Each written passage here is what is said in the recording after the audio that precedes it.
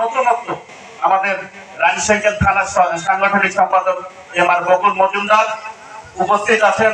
আপনারা চিনেন সাবেক সংসদ সদস্য বারবারের আপনাদের অত্যন্ত প্রিয় মানুষ জাহিদুর রহমান জাহিদ উপস্থিত আছেন।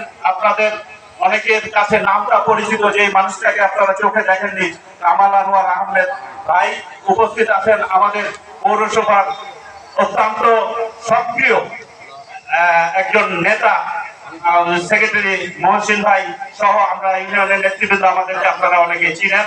আমি আর বাকিদের পরিচয় অন্যান্য অনুষ্ঠানে হবে ইনশাআল্লাহ। আজকে আমি একটি কথা আপনাদেরকে বলতে চাই, সেটা হচ্ছে এই মন্দিরে টঙ্কনা জমিদার পূজা করত, অথচ বিগত আওয়ামী লীগ সরকারের সময়ে এই মন্দিরটা ছিল সব থেকে অবহেলিত। এর প্রমাণ এই একটা ঐতিহ্যবাহী মন্দিরে রমেশ বাবুই বলেন আর ধরম বাবু